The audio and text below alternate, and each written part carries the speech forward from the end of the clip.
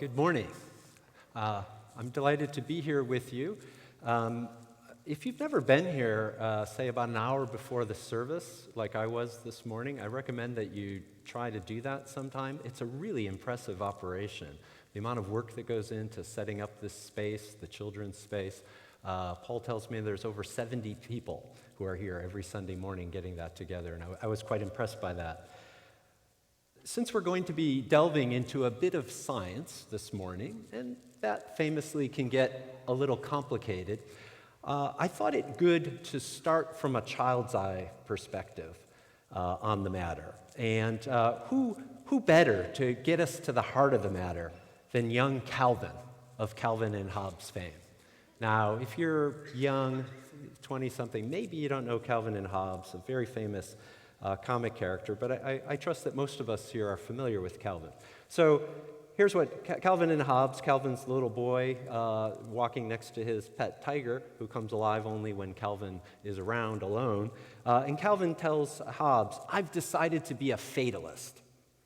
All events are preordained and unalterable. Whatever will be, will be. That way, if anything bad happens, it's not my fault. It's fate." So then Hobbes trips Calvin. Calvin goes flying. And Hobbes says to Calvin, "Too bad you were fated to do that." And Calvin cries out, "That wasn't fate." There's actually an important point in this comic, and I'm going to come back to that later. All right, so as we go about our lives, we are constantly confronted with choices. Some choices are immediate. What should we do for lunch today? How should we spend Sunday afternoon? Some involve forming plans. When should I next call my aging father? It's been a while. So should I figure out a time when I should call him in the next couple of weeks? Should I watch less TV? What can we do to better get our household finances into order? And then finally, a few involve big, life-changing matters. There we go. Should I take a job in another city? Is she the one for me? Am I going to embrace the religion of my parents? Or should I commit myself to this new way of life that I've been sort of exploring around the edges? Sometimes these decisions come easily to us, and other times we struggle with them. Either way, we feel that these choices are up to us, that we are in control of how we resolve our own minds, whether we do so wisely or foolishly. This is how it seems to us, at least for those of us who are not in the throes of a deep depression or a powerful addiction or are in some other way mentally afflicted. It's the typical adult human experience. And we think, however little control we may have over the major circumstances that shape our lives, because we control our choices, we are right to hold each other accountable for them, praising others for choosing to do the right thing or blaming them for failing to so choose. This basic understanding of ourselves, common to people everywhere in every culture, is also taught or presupposed in various places in Scripture. So it's hinted at in Genesis 1, where it writes, "So God created mankind in his own image. In the image of God he created them. Male and female he created them." And this text continues, "God blessed them and said to them, 'Be fruitful and increase in number. Fill the earth and subdue it. Rule over the fish in the sea and the birds in the sky, and over every living creature that moves on the ground.'" Psalm 8 says, "What is mankind that you are mindful of them? Human beings that you care for them. You have made them a little lower than the angels and crowned them with glory and honor. You made them rulers over the works of your hands. You put everything under their feet." And other texts bring our choosing nature into sharper focus. So again, from the Old Testament, from the book of Deuteronomy, God speaks to his people. "This day I call the heavens and the earth as witnesses against you, that I have set before you life and death, blessings and curses. Now choose life, so that your children may live, and you may love the Lord your God, listen to his voice, and hold fast to him. A final text. As Jesus in the New Testament is about to enter Jerusalem for the last time, he looks out at the city and he cries out, "Jerusalem, Jerusalem, you who kill the prophets and stone those sent to you. How often I have longed to gather your children together, as a hen gathers her chicks under her wings, and you were not willing." Now, famously, matters are a little trickier when it comes to the New Testament teaching on our receiving the gift of salvation, as Paul alluded to a moment ago. I'm not going to tackle that one. But I will come back later to the role of God's grace in our having what we might call the fullness of freedom. The important thing for now is that we see that in God's eyes, there are significant choices that we make for which we bear moral responsibility. Paul invited me to speak to you today about the topic of human free will and its relationship to science, because some scientists and commentators on science are claiming that our belief that we are in control of our ordinary choices is simply an illusion, systematically an illusion. They say that as scientists have begun to look under the hood and investigate how our minds operate, the picture that emerges is that it is all driven by unconscious processes. No one is in charge, paradoxical as that sounds. I will talk about some of the science that lies behind this rather shocking claim, enough to show you that the claim is not well supported. It is an overreaction to some surprising things that we are learning about the limits of our self-understanding and about our own fragility, the fragility of our own minds. I'll then return to the scriptures in order to show that the scientific findings that I discuss mesh, I think, rather well with a basic New Testament teaching concerning our present condition, one that calls us to patience and endurance while also offering us hope.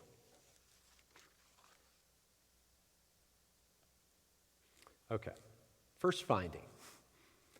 There's a guy on an operating table. When you decide to move your body, raise your arm, say, a signal is sent from your brain to your muscles. Move now. And when all goes well, your arm moves.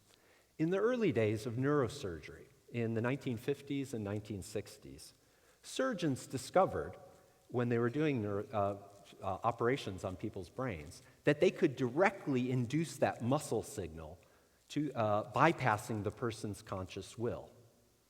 Right? They could just directly cause your arm to just go up by touching the right part of your brain. That shouldn't be surprising that they're able to do that, because somehow the message has got to go from your brain to your body, and so if you just go further down the process, you should be able to just trigger that impulse directly that way. But what was surprising was how the patients responded to what happened when they saw their arm go up.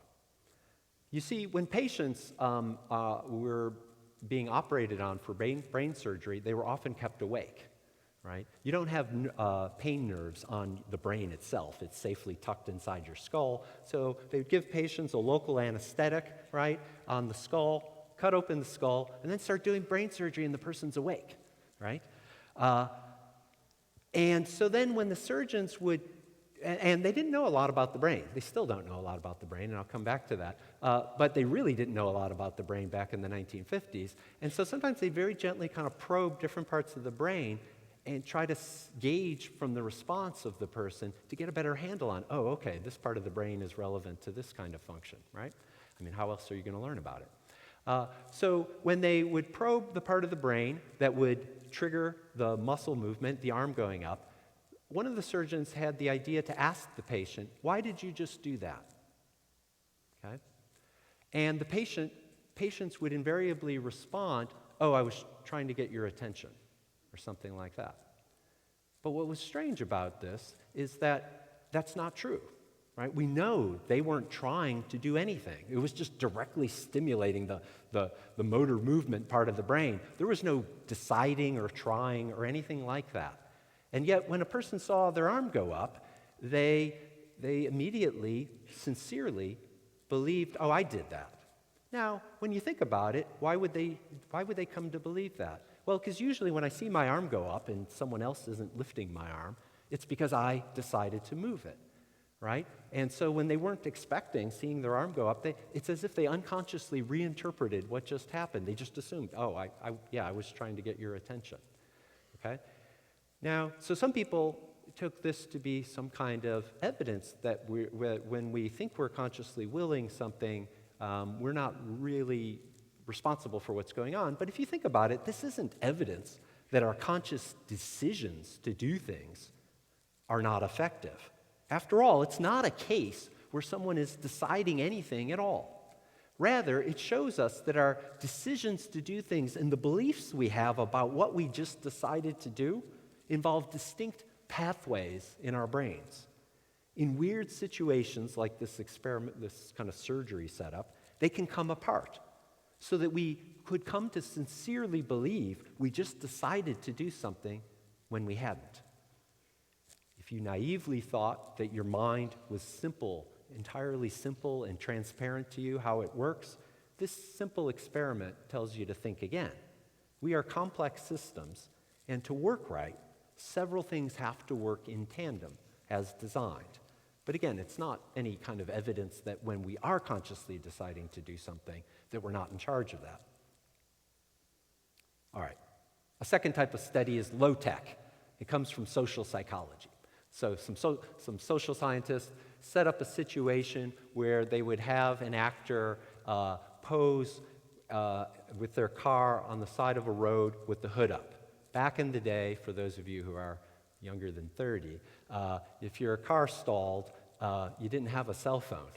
So what do? If you're in some neighborhood not where you live, you pop your hood up, and then you just wait for some generous person to come by and pull over and say, "Hey, can I take you somewhere to a phone?" They take you to these funny boxes called phone booths. There's usually one of those every few blocks in the city, so you could call somebody and get help. That's what you had to do. Okay, so here's what they did. They would have a jackhammer, kind of really loud noise, going in the background, right, while they did this. And then they wanted to test how many people stop. It's a kind of a well-trafficked neighborhood while this jackhammer was going on, as opposed to a situation where there was no loud noise going on in the background. And they found that a much higher rate of people would stop to help when the jackhammer wasn't doing its thing than when it was. Okay? So that's one study. Paul's going to like this next one. It involves seminary students. So they took some seminary students. When you go to seminary, Paul can tell you about this, you'll take a class on preaching, and your final test is to give a sermon before your classmates.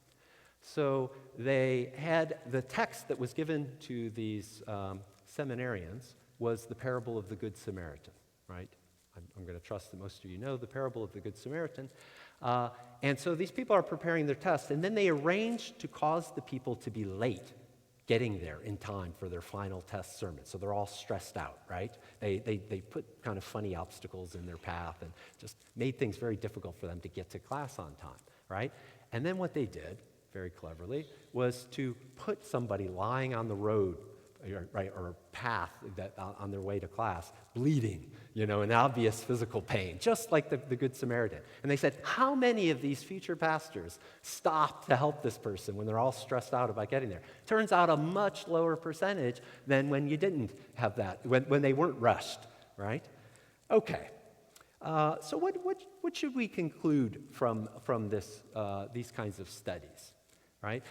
There's one important bit I forgot to tell you, which is afterwards, after the experiment, they would ask the people, we saw that you didn't stop to help the person who had their hood up or to the seminarian, we saw you didn't stop. Did you notice there was this person on the side of the road? You didn't stop to help them when you're on your way. Why? And they asked, and none of them would cite, well, it was because there was this loud noise going in the background, right? But we know clearly, or it seems, that this was influencing their behavior because the rate of help would drop when you would introduce this environmental variable, as scientists would say. All right, so what should we say about these studies? All right, because some people say, see, look, this shows we don't really know what's influencing us, right? There can be things going on around us, and we're just not aware of it, and they cause us to do moral behavior or not, right? Even though it's not relevant to what we should be doing. Well, the first thing you should know is that the science here is actually a lot shakier. In fact, social psychology is going through a bit of a crisis right now. We are constantly reading about famous studies like this. My favorite one is the study that people suggested that you go into a room and you're asked, right, you agree to participate in a psychology experiment, but you don't know the real purpose of the experiment. You're watching a film of some elderly people having a conversation, okay? And then you walk out of the room, and then they videotape people secretly in the hallway as they left the room.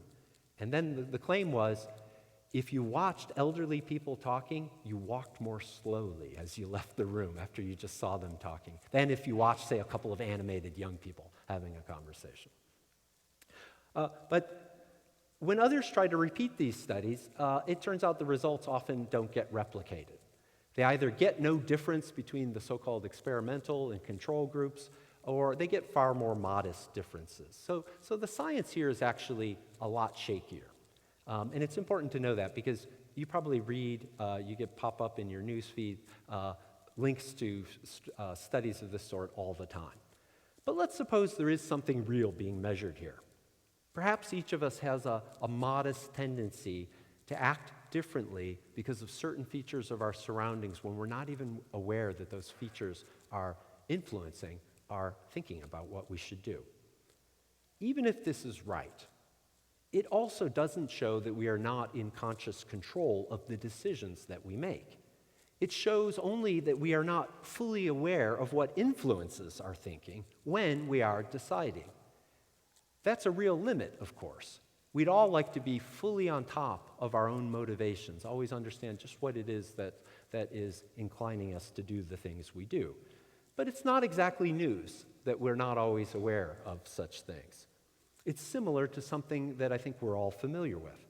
Sometimes we're hard-pressed to say why exactly we have a strong emotional reaction to some remark or behavior of someone that maybe doesn't set off other people.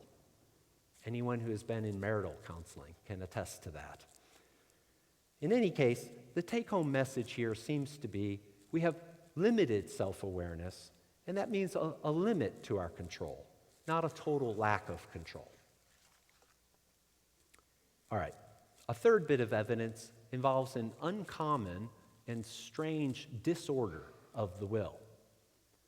Older folks here may recognize the comedic actor Peter Sellers from the old Stanley Kubrick film, Dr. Strangelove. The character in that film suffers from what is known as alien hand syndrome. His hand performs certain actions, such as taking someone else's glass of water and drinking it. But the person sincerely doesn't think that it's his action, that it's something that he's in control of. He's not aware of consciously intending to do it, and he might even be embarrassed by it. This is a real syndrome that people have. But it's not like a random muscle spasm, right? It's a deliberate behavior, so it's obviously issuing from inside the person somehow, from some kind of unconscious goal that the person has. But he's not aware of it, and the person is confused by it. It's very strange. Somewhat similar are the behaviors of people who suffer from severe schizophrenia, when they have a powerful sense of being controlled by an alien mind. Now, some want to draw from this rare and somewhat unsettling kind of phenomena a lesson concerning everyone's behavior all the time. They suggest that this kind of this kind of weird disorder is a clue that indicates that there are always unconscious mechanisms that lead us to do what we do. When all goes well, we have the conscious sense that we are in charge, right? But in reality, even when all is going well, this is just window dressing that accompanies the real action, which lies deep in the recesses of our unconscious mind. But here again, this kind of conclusion, this really radical general conclusion, people are never in conscious control of what they do, goes well beyond the evidence. One thing that alien hand syndrome shows is that it is possible for our actions to be generated entirely unconsciously, not by anything we're deciding to do. But think about it. We already knew that. Much of the day, we go about our routine business more or less on autopilot. Unlike God, we humans can consciously focus on only so much of what we're doing. Very little, in fact. So it's more efficient for us to automate the routine stuff. We'd be exhausted by noon if we had to consciously decide each and every little movement that we make. First left foot, then right foot, right? It doesn't happen. You just say go, walk, go over there, and then you're not really consciously deciding anything. It's just it works. So we kind of operate like CEOs, right? Whose job it is to make big scale decisions, right? And then to trust his associate staff to carry out the details and work through, right? Not to try to decide each and every behavior of the corporation. And if you think about it, for some things, like walking down a flight of steps, if we did try to consciously control the movement of your feet, it would likely be a disaster. Don't do it. Just walk. If you actually tried to tell yourself what to do, you'd probably trip, right? So a lot of our behavior is automated. It's just somehow, we don't know how it works, right? It is going on below our conscious awareness. But that doesn't give us reason to think that when we are consciously attending to things and deliberately deciding to do this rather than that the choice is not, in those cases, really consciously controlled. Now, the fact is, neuroscientists know very little at present about exactly how conscious or unconscious behavior comes about, right? How the incredibly complex machinery of our brains carries out any kind of behavior. But the little evidence that there is indicates that these processes are, in fact, quite distinct when it comes to consciously deciding and just automatically doing things. The only way, really, that alien hand syndrome and schizophrenic psychosis differ from this familiar fact of life largely lived on autopilot is that what the person with the syndrome unconsciously does is at odds with what she consciously wants to be doing. That added wrinkle also doesn't show us that when we do seem to be consciously deciding to do something, it's an illusion. Instead, it does show us something important, but it's not that. What it does show us is that we are psychologically very fragile.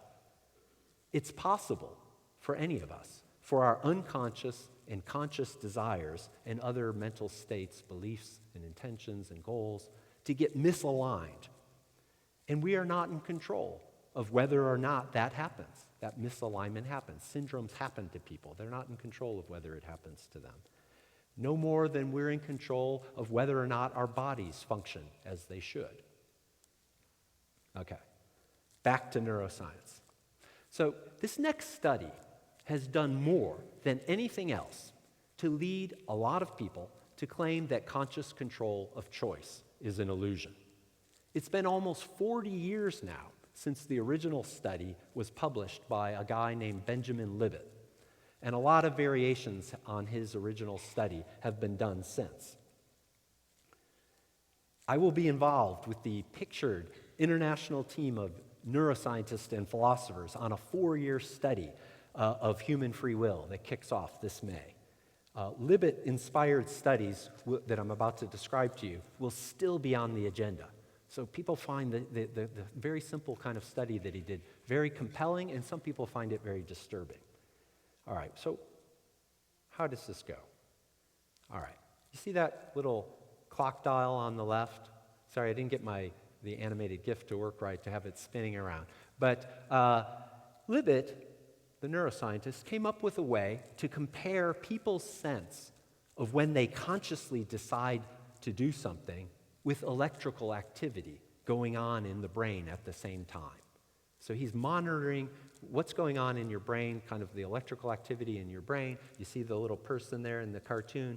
They've got this kind of funny skull cap on. There's a bunch of electrodes. It's basically just monitoring all the electrical activity that's going on in the person's head. And they're given a simple task to do, okay? So in the setup, if you agree to do this, right, you're told, here's what we want you to do. Once I say go, I want you to consciously decide to, say, flick your wrist, okay? But I want you to do it spontaneously. Don't pre-plan it, okay? So just do it. It's of your own free will. You choose when to do it, okay? So for some people it might be in 5 seconds. Other people might wait 45 seconds. It's up to you. Don't pre-plan. We want you to do it spontaneously, okay?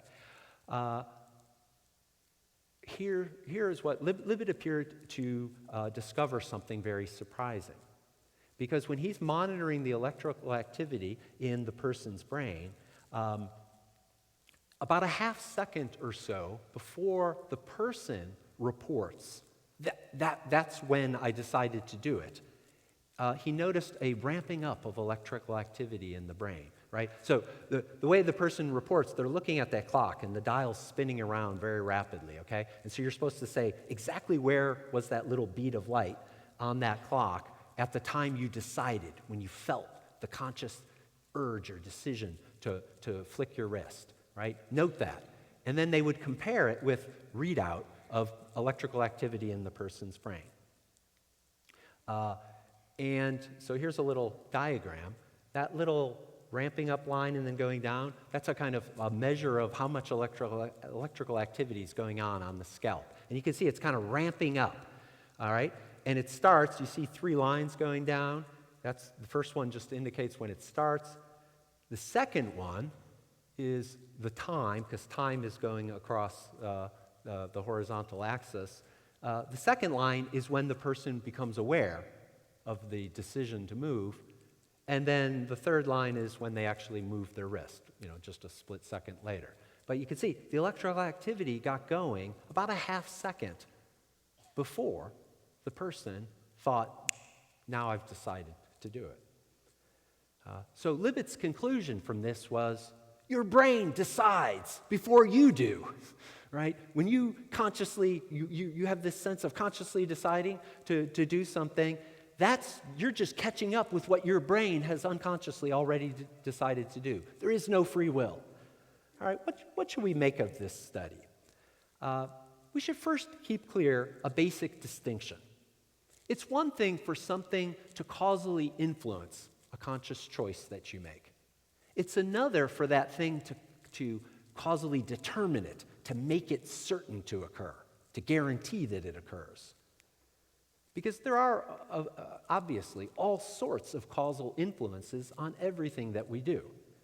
And contrary to what Libet claimed, his study does not indicate that an unconscious part of your brain decided before you did.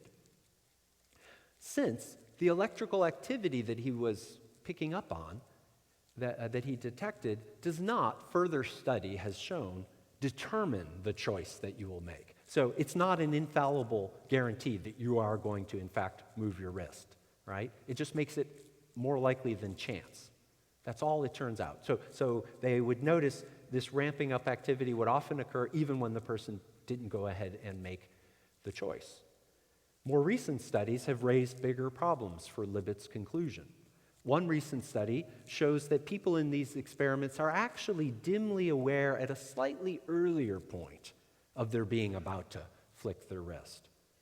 And there's also reason to think that the portion of that electrical activity that's being monitored by that big chart is that the portion of it that's possibly relevant to deciding actually comes later. It's not the early part that's actually relevant to deciding. It's not a physical precursor of deciding. Putting these two things together, it turns out that the physical start of the action occurs pretty much at the same time as the person takes themselves to be consciously deciding what to do. It's fair to say there is now a consensus among knowledgeable neuroscientists and the occasional philosopher who pays attention to these things that Libet's studies simply don't support their advertised conclusion. Nonetheless, I told you about Libet's study because there are scholars outside these areas who continue to say loudly that Libet showed that free will is an illusion.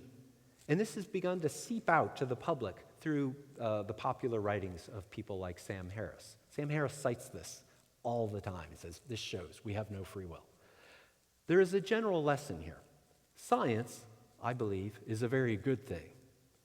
As with all human activities, it's limited in scope and fallible. And it's occasionally affected by the biases of scientists. But it also has strong self-correcting mechanisms to weed those out over time. But it just takes time before we can be confident of the apparent findings of science. Public reporting on science is a whole nother thing.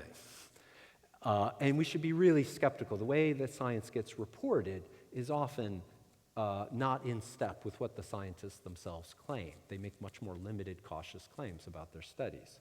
And we should be especially wary of people who stand to make a buck, reporting sensational science news in mass market paperbacks. All right, I'm going to wrap up my survey of the relevant science by addressing a more general sort of argument against free will, human free will and moral responsibility. Indeed, it's part of an argument against human meaning and purpose. It's a hammer to strike an all-purpose blow for a bleak vision of reality, a very nihilistic vision of reality. There's evidence that this way of thinking influences some people's behavior for the worse, and this way of thinking I'm about to describe is increasing in our scientific age. So it's important for us to address it head on. The argument goes like this. Look, a human being is a meat-based machine. Everything we do has to be determined in one way or another by the activity and arrangements of our parts because we are nothing more than the sum of our parts. And the forces that govern how our most basic parts interact are not responsive to meaning or purpose. They are mindless electrical or chemical interactions. Or, as one prominent neuroscientist said at a conference that I attended just 2 weeks ago, we are just a pack of neurons, which are just a bunch of electrical circuits. He said, that's what a human being is. That kind of statement is a faith statement of a guy who studies the behavior of individual neurons, the cells that make up your brain. And there are 100 billion of them, 100 billion neurons that make up your brain. So he studies the behavior of how do little individual neurons communicate with each other, right? And to a hammer, everything looks like a nail, right? The thing to understand is that different sciences come at the study of the world from different angles, and no individual science provides a complete picture of how the natural world works. Alongside the sciences that break things down and study individual parts, there are other sciences whose job it is to see how lots of things get organized into self-regulating structures. These structures harness, right? So that you've got there kind of arrows going up, genes, proteins, pathways, subcellular mechanisms, cells, tissues, organs, organism, right? Biology, all the different levels of our body, right? But then you also have these big arrows, the ways in which bodies and larger parts of our bodies regulate smaller scale parts. It goes both ways, is the point. Causal influence goes both ways within our bodies. These kinds of organized structures harness new principles that cannot be captured simply in terms of how individual parts work. In other words, the whole is more than the sum of its parts when it comes to these kinds of systems. There are many structures like this in the physical world, but the most striking, of course, are indeed living bodies. And in particular, the thinking, creating, and meaning-responsive human bodies. The sciences that deal with complex systems reveal something very different from the reductionistic, we're just a bunch of electrical circuits kind of perspective. In complex systems, there's an interplay of bottom-up and top-down influences interwoven into a seamless whole. Dennis Noble is a distinguished systems biologist at Oxford University. His book on the left, The Music of Life, describes numerous ways that living bodies control the behavior of their very parts. Take the gene. Richard Dawkins, you probably have heard of, famous atheist, biologist, and an arch reductionist, Dawkins likes to quip that a body is just a gene's way of reproducing itself. Okay? Noble says, on the contrary, when you look at the functioning of the whole organism and how it interacts with the genes embedded within it, the whole organism determines how the gene expresses itself, what it does. Because scientists are actually able to do this, they've learned that if you put the same gene in a different organism, it will express itself in a completely different way. The context, the global context, the whole organism actually determines, there's an interplay. The genes contain information, and they do things that influence the body, but the body also tells the gene what it needs from that gene. It partly determines how the gene expresses itself. Right? There's both bottom-up and top-down. It's going on simultaneously. The second book, the book in the middle there, is by George Ellis, a quite brilliant cosmologist and Christian.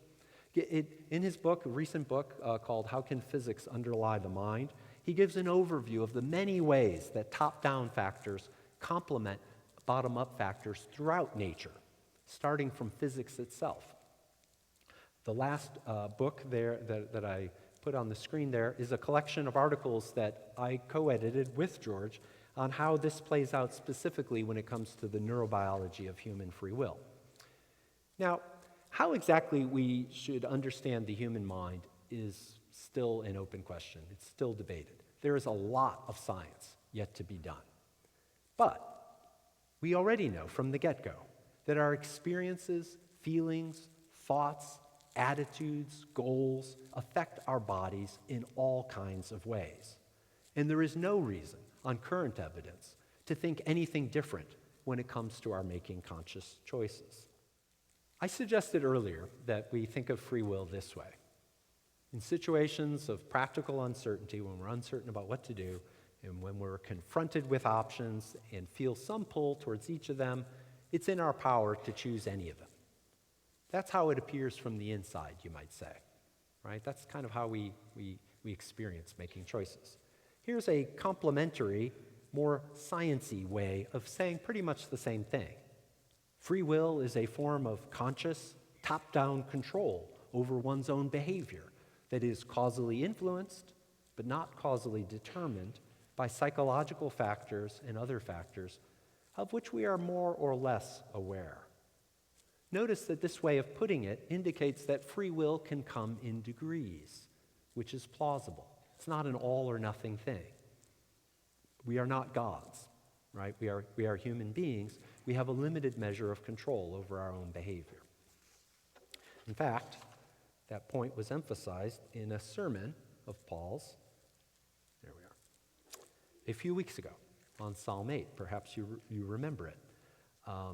That passage, the biblical passage that I had us read a little bit ago, that talks about you were created a little lower than the heavenly beings, and God crowned us with glory and honor. And Paul's sermon a few weeks ago emphasized that we are strange hybrid creatures. We're situated between animals on the one hand, right, non-human animals, and the heavenly beings. We've got this kind of dual split nature. We're like angels in certain respects, and being conscious, self-aware beings who have some degree of control over our behavior. But we're also like animals in other respects. We're kind of in the middle. And this biblical passage, I think, fits well with the emerging theme from the study of human behavior, which is that our control is impressive, but it's limited. In being tied to the biological world as we all are, unlike angels, our freedom is a somewhat messy matter. When it comes to thinking and acting as we were meant to, we are incredibly fragile, and things often get out of whack. Some of us human beings are sufficiently damaged as to lack moral freedom altogether. Human beings who simply lack control over their moral choice making. This is rare, but it happens. There are some people who are sufficiently damaged that they're not capable of moral freedom, whether for a time or maybe even throughout their entire natural lives. Even so, for most of us, the ability to choose is real and it's important. It enables us to fulfill, or at least to try to fulfill, our God-given mandate to act as stewards over God's creation. Okay, an objection. Maybe, the objector might say, maybe the case against free will is not in yet. But why think we have it? Why think we actually have free will? Do we have evidence that directly confirms, corroborates, that shows that we have free will? We sometimes forget that scientists are people too. And that's worth pointing out, not just because for some people the scientist is their husband or wife. The point, rather, is that science is an organized activity. Scientific results don't just come down from the heavens, delivered to us. They are the product of scientists who are human beings, just like the rest of us, and a highly coordinated activity that scientists engage in. Whenever we act, any of us, we necessarily assume that we know what we are doing and why we are doing it. That's just an assumption of acting. You have to make choices, you have to assume you know what it is you're doing or you're trying to do.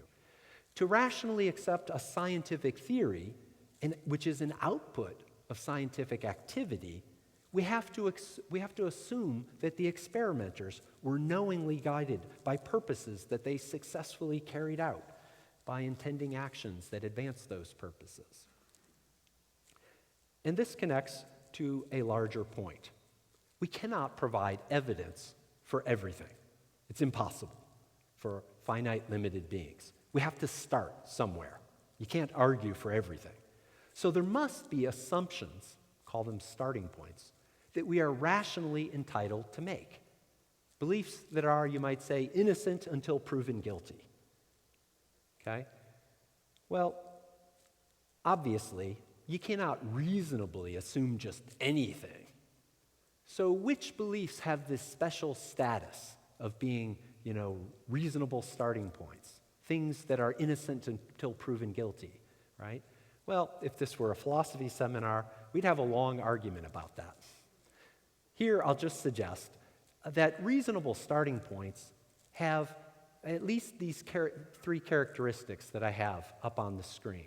These are the kinds of things that we just find instinctive as human beings, that are embedded in our regular experience, and that seem to be absolutely foundational, necessary to our being able to understand important aspects of the world.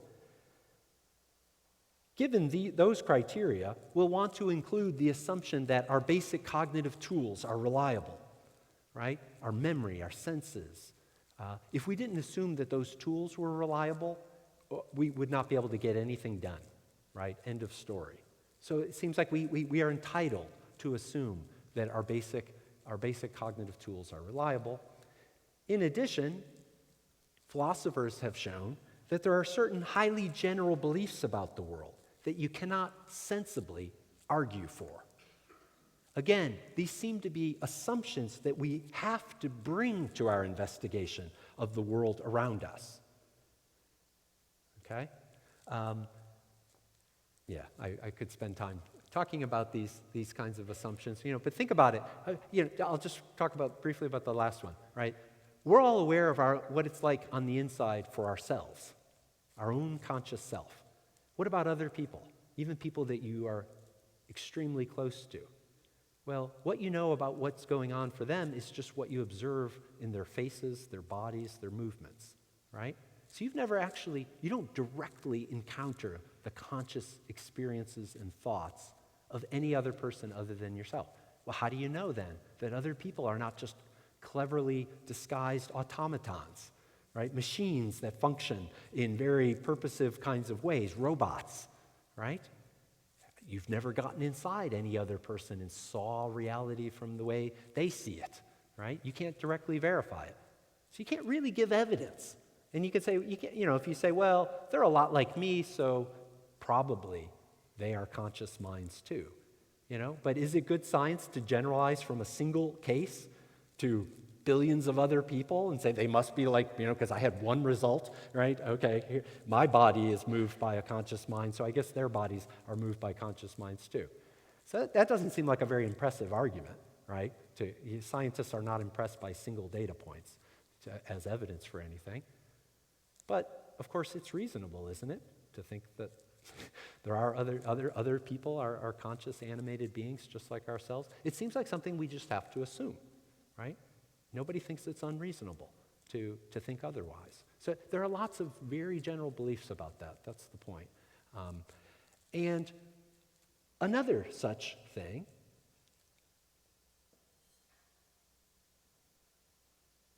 is perhaps the idea that we are free to choose. That belief, the belief that we are free and morally responsible beings, is basic to the way that we interpret our social world. It's hardly imaginable, if you think about it, that we could abandon that belief. All right? Okay, then you say, well, what about all those books and articles where people say they disbelieve in free will and moral responsibility? Or the claim of the neuroscientists that I noted a little while back, that we're just a bunch of electrical circuits, right? What about those kinds of claims? Well, I take these people at their word, that they believe that they disbelieve in our own freedom and moral responsibility. That's purely theoretical. They have a theory about their own belief. They say, I don't really believe it, right? But I think their theory about themselves is mistaken. When it comes to what they and everybody else straight out believe about the moral status of other people, we should consider not just what they say, but what they do. Think of Jesus when he said, if you believe in me, you will obey me. Jesus linked real belief with behavior of a certain kind. And what we find is that, like the rest of us, they are morally indignant when, say, someone cheats them of something, right? Even if they profess, I don't believe that human beings are free and morally responsible, steal something valuable from them and see how they behave. Or like Calvin, right? When Hobbes trips Calvin, right? His just instinctive reaction is, you did that. You're responsible. You just did a bad thing, right? And he was not just unhappy, he was morally indignant. He had a moral reaction to what happened. This is something we're all hardwired to do. The way we respond to one another, right? We interpret behavior in moral terms. All right.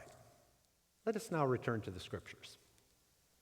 I noted that the picture slowly emerging from the sciences indicates that our control over our own decisions is limited and fragile, subject to both physical and psychological disorders.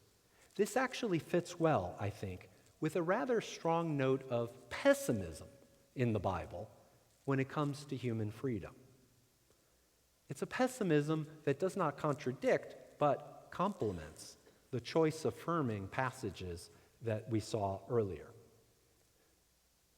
So consider that the Apostle Paul describes us in the book of Romans as having been enslaved to sin until Christ sets us free. Echoing Paul, the great 5th century church father, Augustine, recounted his struggle to truly convert to Christianity when he was a talented and worldly 20-something on the make in the Roman Empire. Right? Augustine, he converts to Christianity at about the age of 30, but he wrestled with Christianity for a long period of time in his 20s. And he famously tells us of a particular prayer of his at that time. The prayer was this. This is just before he converts to Christianity. He said, "Lord, give me chastity, but not yet." Okay? So, as Augustine recognized, he couldn't have it both ways. That's why he knew he had yet to convert, right? It was part of his struggle. He couldn't have it both ways. He knew that real conversion requires wholehearted commitment. And his problem was that he wasn't able to conjure up such a commitment even though he wanted it. He got to a point before he converted where he said, I want to be in on this thing. I actually want to follow Jesus Christ. Doing that requires wholehearted commitment, and I just can't bring myself. I can bring myself to pray to God, but I cannot bring myself to wholeheartedly follow the way of Jesus. He recognized this, and he saw it as this impossible quandary. He talks about this in his famous book, The Confessions. Eventually, he tells us, it came to him in a moment of divine grace. God needed to give him the ability to will obedience to God wholeheartedly. And this led Augustine to the insight that we can think of human freedom of choice in two ways. We all have the freedom to make choices, the freedom that grounds our moral responsibility for our actions. But there is another, deeper freedom, what Augustine calls true freedom, which is the freedom to follow through on our choices, to be steadfast of heart, to consistently live along a path that one recognizes to be life-giving. And that brings us to the words of Jesus in the Gospel of John. Jesus said, "So if the Son sets you free, you will be free indeed." We, followers of Christ, are free, aren't we? And yet, doesn't it also seem often at times that we are not free? That sin so easily entangles us still? Somehow both of these things are true. Theologians describe this tension as our being caught between the already and the not yet. At present, it seems, we only have a taste, or what Paul elsewhere describes as a deposit, on the fullness that still awaits us. For now, we have to resolve in the way that Paul did in the epistle to the Philippians, when he wrote, not that I have already obtained all this, or have already arrived at my goal, but I press on to take hold of that for which Christ Jesus took hold of me. This is difficult, and it requires us to seek and receive God's renewing power day by day. But we do so with the sure promise that was sounded in that same letter. Being confident of this, Paul writes, that he who began a good work in you will carry it on to completion until the day of Christ Jesus. Please join me in prayer.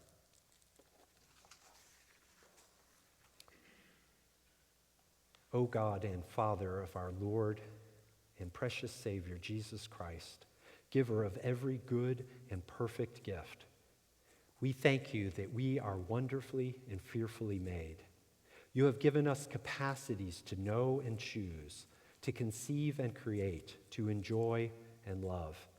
We are, every one of us here, blessed to be dependent and imperfect images, icons of your uncreated and perfect glory. But we are also cracked icons, subject to disorder without and within, we struggle to use your gifts well. In your mercy, continue to repair the flaws that run through our hearts and minds. Help us to fix our thoughts more steadily on the way of Jesus. And as we do, may your Spirit strengthen and deepen our desire to follow that way. Strengthen this congregation that they may be gladly instruments of your life-giving grace to one another until the day when the not yet gives way to the fullness of your coming kingdom. We ask these things through our Lord Jesus Christ, who lives in fullness of joy with you and the Holy Spirit, now and forever. Amen.